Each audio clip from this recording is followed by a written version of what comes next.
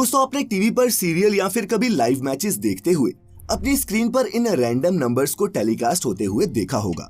लेकिन क्या आपने कभी ये जानने की कोशिश की है कि इन रैंडम नंबर्स का मतलब क्या होता है, या फिर ये कि वो कौन सा सबसे खतरनाक जानवर है जो सबसे ज्यादा इंसानों की जान लेता है? अच्छा, आप ये तो जानते होंगे कि पाइनएप्पल के एक टुकड़े को अगर आपने ज्यादा देर तक मुंह में रखा तो कुछ देर बाद ये फल आपको ही खाना शुरू कर देगा। नहीं जानते तभी तो आते हैं हम आपको ऐसी ही ऑसम और इनक्रेडिबल इंफॉर्मेशन से फैक्टिफाई करने के लिए। तो हो जाइए तैयार एक बार फिर, कानों में हेडफोन्स और दिल में उत्सुकता लिए, बिना किसी भी और देरी के शुरू करते हैं आज का ये कमाल का सफर।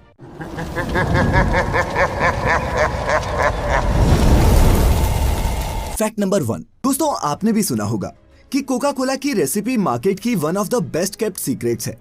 लेकिन क्या कभी आपने ये सोचा है कि इतनी उन्नत टेक्नोलॉजी होने के बावजूद एक कोक कैन के इंग्रेडिएंट्स पहचान कर उसे फिर से बनाना इतना मुश्किल क्यों है? नहीं सोचा तो मैं बताता हूँ। तो क्या है कि प्रॉब्लम कोक के सीक्रेट इंग्रेडिएंट्स पहचानने की नहीं, इसके इंग्रेडिएंट्स की अवेलेबिलिटी की है। जब कोका कोला पहली बार तैयार की गई थी तब इसे कोका लीव्स और कोला नट से बनाया गया था। और आपको ये जानकर शायद हैरानी होगी दोस्तों कि इसकी ओरिजिनल रेसिपी के हर ग्लास में 9 मिलीग्राम कोकेन मिली होती थी। लेकिन फिर 1904 के बाद कंपनी ने अपनी रेसिपी में कोका लीव्स को स्पेंट लीव से स्विच कर लिया, जो एक तरह की चाय होती है। तो दोस्तों, इस ड्रिंक के बनने में लगने वाली चीजें और उनका प्रपोर्शन जानना तो एक बात है, लेकिन उनकी अवेलेबिलिटी दूसरी। कोका कोला ड्रिंक को बनाने में अभी भी कोकेन फ्री कोका लीव्स का इस्तेमाल होता है, लेकिन इसे अमेरिका की सिर्फ एक ही कंपनी बनाती है, जिसका नाम है स्टीफन कंपनी। तो इसका कोड अगर क्रैक कर भी लें तो इसे घर पर बनाना इकोनॉमिकल नहीं है, और कमर्शियल स्केल पर इसे बनाना कानूनी जमेलों में उलझन को न्योता देने जैसा है। और वैसे भी ये बहुत सस्ता बिकता है, सिर्फ 40 रुपए लीटर। तो अब तो बंधु समझ ही गए होंगे कि कोक की ये रेसिपी आज तक एक सीक्रेट कैसे रह पाई। Fact number 2। दोस्तों, आपने भी देखा होगा कि हाईवे के दोनों तरफ की सड़क के बीच कुछ जगह पेड़ पौधों के लिए छोड़ी जाती है, और यही ग्रीन बेल्ट दोनों तरफ की सड़क को अलग भी करती है। लेकिन दोस्तों, अगर आप ये सोचते हैं कि इन पौधों को सिर्फ सड़क की खूबसूरती बढ़ाने के लिए लगाया जाता है तो आपका ये ज्ञान अधूरा है। बता दूं कि अगर आपने गौर किया होगा तो अमूमन सड़क के बीचों बीच आपको घनी झाड़ियों वाले पौधे ही देखने को मिलते हैं। दरअसल हाईवेज पर इनका काम रात के समय सामने से आने वाली गाड़ी की हेडलाइट को अवरुद्ध करना होता है। अगर ये झाड़ियां ना हो तो किसी को भी धोखा लग सकता है कि उसकी लेन में सामने से गाड़ी आ रही है। इसके अलावा ये झाड़ियां अनजाने में एक और काम भी करती हैं। इनके तेज पत्ते और कांटे पशुओं को सड़क पार करने से भी रोकते हैं, और इस तरह वे दुर्घटनाओं का शिकार होने से बच जाते हैं। Fact number 3। दोस्तों, फैक्टिफाइड पर मैंने आपको जंजीरों में जकड़े एक गिरफ्तार पेड़ की कहानी बताई थी जो पाकिस्तान में मौजूद है, और आज मैं आपको अपने ही देश में मौजूद एक दूसरे पेड़ की कहानी बताने जा रहा हूँ, जिसकी सुरक्षा में पुलिस 2400 घंटे तैनात रहती है। दरअसल ये पेड़ मध्य प्रदेश की राजधानी भोपाल और विदिशा के बीच सलामतपुर नाम की एक जगह एक पहाड़ी पर लगा है, और मध्य प्रदेश सरकार इस पेड़ की देखरेख पर हर साल 12 से 15 लाख रुपए खर्च करती है। यहाँ तक कि इस पेड़ की सुरक्षा के लिए हफ्ते के 7 दिन 2400 घंटे 4 पुलिस वालों की ड्यूटी लगी होती है। अब दोस्तों, आप सोच रहे होंगे कि इस पेड़ में ऐसा स्पेशल क्या है, तो आपको बता दूं कि 100 एकड़ की पहाड़ी पर लोहे की लगभग 15 फीट ऊंची जाली के अंदर लहलहाता हुआ ये पेड़ है बोधि वृक्ष। इस पेड़ को इतना महत्व देने के पीछे मान्यता ये है कि ये उसी बोधि वृक्ष की टहनी से उगाया गया है जिसके नीचे बैठकर गौतम बुद्ध को मोक्ष की प्राप्ति हुई थी, और इसे श्रीलंका के पूर्व राष्ट्रपति महिंद्रा राजपक्षे ने लगाया था। और इन्हीं बातों को ध्यान में रखते हुए इसकी सुरक्षा और बंदोबस्त को इतना महत्व दिया गया है। Fact number 4। दोस्तों, क्या आप जानते हैं कि ज्यादातर हॉलीवुड और बॉलीवुड की मूवीज के एपिक सीन्स अक्सर एक बंद कमरे में ही शूट कर लिए जाते हैं, और ये मुमकिन हो पाता है कमाल की प्रोफेशनल लाइटिंग, डायरेक्शन और कंप्यूटर ग्राफिक्स की मदद से। लेकिन ऐसे सेट पर एक नजर दौड़ाने पर जो चीज आपका ध्यान सबसे पहले अपनी ओर खींचती है वो होती है ये ग्रीन स्क्रीन, जिसे क्रोमा स्क्रीन भी कहते हैं। कलाकार इसी हरे रंग के पर्दे के आगे एक्टिंग करते हैं, और फिर कंप्यूटर उन्हें एक वर्चुअल सेट में फिट कर देता है, और रिजल्ट में मिलते हैं नामुमकिन से दिखने वाले कमाल के ऐसे शॉट्स जिन्हें देखकर आपका मुंह खुला का खुला रह जाता है। लेकिन दोस्तों, एक ऐसे मूवी सेट पर ये सभी पर्दे ग्रीन होते हैं, इसकी भी एक खास वजह है। दरअसल ये ब्राइट ग्रीन कलर हमारी नेचुरल स्किन टोन या फिर शरीर के किसी भी हिस्से से मैच नहीं करता, इसीलिए इस हरे रंग के बैकग्राउंड को ट्रांसपेरेंट करके सब्जेक्ट को आइसोलेट करना आसान हो जाता है। लेकिन ऐसा नहीं है कि क्रोमा सिर्फ ग्रीन कलर की ही होती है। किसी भी ऐसे रंग की स्क्रीन जो हमारे नेचुरल कलर से ना मिलता हो को इस्तेमाल किया जा सकता है, बशर्ते एक्टर ने भी उसी रंग का कोई कपड़ा ना पहना हो। नहीं तो क्रोमा कीइंग के वक्त उसका वो बॉडी पार्ट भी ट्रांसपेरेंट ही दिखेगा। तो कुछ समझे। Fact number 5। दोस्तों, आपने टीवी पर सीरियल या फिर कभी लाइव मैचेस देखते हुए अपनी स्क्रीन पर इन रैंडम नंबर्स को टेलीकास्ट होते हुए देखा होगा। लेकिन क्या आपने कभी ये जानने की कोशिश की है कि इन रैंडम नंबर्स का मतलब क्या होता है? अगर नहीं तो दोस्तों बता दूं कि ये रैंडम नंबर्स शो के ब्रॉडकास्टर जनरेट करते हैं और ये यूनिकली डिफाइंड होते हैं हर एक सेट ऑफ बॉक्स के लिए। माने कि सेम शो में आपके घर में कुछ और नंबर आएगा और आपके दोस्त के घर में कुछ और दोस्तों, आपको हैरानी होगी ये जानकर कि इन नंबर्स का काम टीवी शो या फिर लाइव मैच को पायरेसी से बचाना होता है।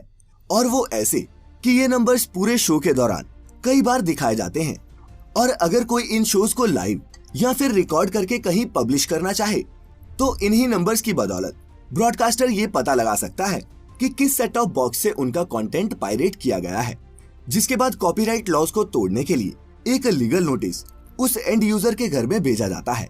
इन नंबर्स की प्लेसमेंट और टाइमिंग भी बिल्कुल रैंडम रखी जाती है ताकि रिकॉर्ड करने वाला ये कभी भी गेस ना कर पाए कि ये नंबर स्क्रीन पर कब और कहां अपीयर होंगे।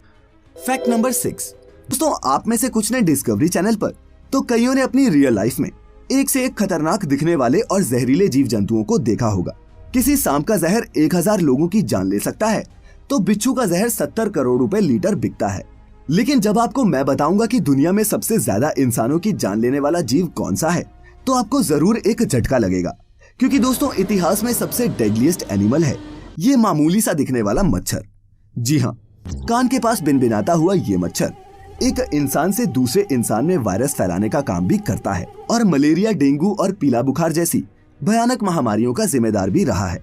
जहां दोस्तों हर साल ये जहरीले सांप 1 लाख लोगों की जान लेते हैं, वहीं सालाना 7.5 लाख से भी ज्यादा मौतों का जिम्मेदार ये अकेला मच्छर ही है। मानवता के इतिहास में अब तक अरबों जाने लेने वाला ये मच्छर एनिमल रिलेटेड ह्यूमन डेथ्स में आज से नहीं हमेशा से ही टॉप पर रहा है। तो था ना कुछ नया? अगर हाँ तो इस वीडियो को 1 लाइक दिए बिना मत जाना।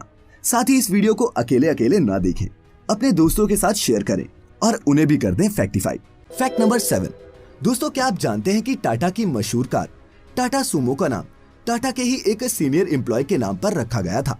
अगर नहीं तो जानिए इस कमाल की कहानी को, जो है टाटा मोटर्स के आर्किटेक्ट कहे जाने वाले पद्म भूषण अवार्ड से सम्मानित सुमंत मूलगांवकर की, जो टाटा मोटर्स के एमडी थे। दोस्तों, उनके बारे में एक किस्सा बहुत मशहूर है कि वो अपना लंच अक्सर सड़क किनारे ढाबों पर ट्रक ड्राइवर्स के साथ किया करते थे, जिस दौरान वो उनसे ट्रक में आने वाली दिक्कतों के बारे में बात करते और जो भी फीडबैक उन्हें वैल्यूएबल लगता उसे अपनी बैक ऑफिस R&D टीम के साथ साझा भी करते।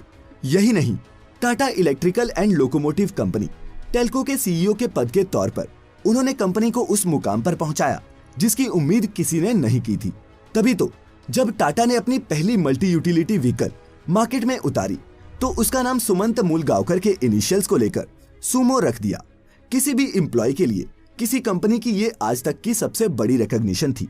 तो अगर अब कोई आपसे कहे कि टाटा सुमो का कुछ भी लेना देना जापान के सुमो रेसलर से है तो उन्हें इसका सटीक जवाब जरूर दे देना। खैर, अब बढ़ते हैं आगे। Fact number 8। दोस्तों, क्या आप जानते हैं कि माउंट एवरेस्ट, जो दुनिया का हाईएस्ट माउंटेन पीक है, की हाइट लगातार बढ़ रही है और वो पहले से और ज्यादा ऊंचा होता जा रहा है। जी हाँ, 1953 में तेंजिंग और हिलरी की जोड़ी ने इस पर सबसे पहले फतेह हासिल की थी, लेकिन तब से अब तक एवरेस्ट की हाइट 2.5 मीटर से भी ज्यादा बढ़ चुकी है। ऐसा क्यों हो रहा है, अभी एक्सप्लेन करता हूँ। तो दोस्तों, जैसा कि आप में से कुछ ये जानते होंगे कि हमारे प्लेनेट पर जितना भी लैंड मास यानी कि जमीन है वो टेक्टोनिक प्लेट्स पर टिकी हुई है और ये टेक्टोनिक प्लेट्स हमेशा मूव करती रहती हैं, आपस में टकराती रहती हैं, जिसका पता हमें कभी भूकंप और कभी सुनामी से चलता है। हिमालय, जिस रेंज को हम यंगफोल्ड माउंटेन्स भी कहते हैं, ऐसी ही 2 टेक्टोनिक प्लेट्स के टकराने से 4 से 5 करोड़ साल पहले ही पृथ्वी पर पहली बार नजर आए। ये 2 टेक्टोनिक प्लेट्स थी, इंडियन प्लेट और यूरेशियन प्लेट। और दोस्तों, आपको जानकर हैरानी होगी कि इन दोनों प्लेट्स के बीच का कोलिजन और प्रेशर करोड़ों सालों से आज भी जारी है। इंडियन प्लेट के यूरेशियन प्लेट को लगातार पुश करने के कारण इस रीजन में जियोलॉजिकल चेंजेस आते रहेंगे और इसी का एक रिजल्ट एवरेस्ट की हाइट का लगातार बढ़ना है। Fact number 9। दोस्तों, क्या आप जानते हैं कि राजस्थान के जैसलमेर में एक ऐसा पत्थर पाया जाता है जिसे दूध में डालने मात्र से ही दही जम जाता है। जी हाँ, जैसलमेर से करीब 40 किलोमीटर की दूरी पर स्थित हाबुड़ गांव में एक कमाल का पत्थर पाया जाता है जिसे स्वर्णगिरी या फिर हाबुड़ स्टोन के नाम से भी जाना जाता है। इसका इस्तेमाल खूबसूरत बर्तनों को बनाने में किया जाता है और जामन ना होने की स्थिति में इस पत्थर को दूध में डालकर आसानी से दही जमाया जा सकता है। कुछ लोग इसे चमत्कार मानते हैं, लेकिन विज्ञान का कहना है कि इसमें बायोकेमिकल्स जैसे अमाइनो एसिड्स, फिनाइल एलिनिया और रिफ्टोफेन टायरोसिन मौजूद है जो दूध को दही में बदलने की क्षमता रखते हैं। दोस्तों, हजारों साल पहले ये जगह समंदर से घिरी हुई थी। धीरे धीरे समुद्र के सूख जाने की वजह से यहाँ उपस्थित समुद्री जीव फॉसिल्स में बदल गए। ये पत्थर भी उन्हीं फॉसिल रॉक्स का एक टाइप है। तो अगली बार जैसलमेर जाएं तो हाबुड़ स्टोन का एक बर्तन लाना ना भूलें। Fact number 10। दोस्तों, क्या आप जानते हैं कि पाइनएप्पल के एक टुकड़े को अगर आपने ज्यादा देर तक मुंह में रखा तो कुछ देर बाद ये फल आपको ही खाना शुरू कर देगा। जी हाँ, सुनकर तो यकीन नहीं होता, लेकिन साइंटिफिकली ऐसा कहना गलत नहीं है। कैसे, अभी समझाता हूँ। दोस्तों, आपने भी गौर किया होगा कि जब आप पाइनएप्पल खाते हैं तब ये आपके मुंह में लगता है और जलने जैसा महसूस होता है। ऐसा होता है पाइनएप्पल में मौजूद एक स्पेशल एंजाइम ब्रोमेलाइन के चलते, जो पाइनएप्पल के अलावा किसी भी और फ्रूट में नहीं पाया जाता। दोस्तों, इस ब्रोमेलाइन की खासियत ये है कि ये प्रोटीन्स को डाइजेस्ट करने में सक्षम होता है। जब हम अनानास खाते हैं तब यही ब्रोमेलाइन हमारे मुंह के अंदर की नाजुक स्किन को डाइजेस्ट करने लगता है और हमें जलन सी महसूस होती है। हाँ, अगर आपको ये सेंसेशन बिल्कुल भी पसंद नहीं, लेकिन आप फिर भी पाइनएप्पल खाना चाहते हैं, तो कोशिश करें कि स्टेम और कोर का हिस्सा ना खाएं, क्योंकि ब्रोमेलाइन की कॉन्सेंट्रेशन पाइनएप्पल के इन हिस्सों में हाईएस्ट होती है। इसके अलावा पाइनएप्पल को पकाकर भी ब्रोमेलाइन को निष्क्रिय किया जा सकता है। फिलहाल आज यही खत्म होता है ये कमाल का सफर। मैं शुक्रगुजार हूँ आप सभी के प्यार और सपोर्ट के लिए। मिलेंगे अब अगले हफ्ते कुछ नए फैक्टिफाइंग फैक्ट्स के साथ। तब तक अपना ख्याल रखें, खुश रहें और वीडियो पूरी देखने के लिए आप सभी का तहे दिल से बहुत बहुत शुक्रिया।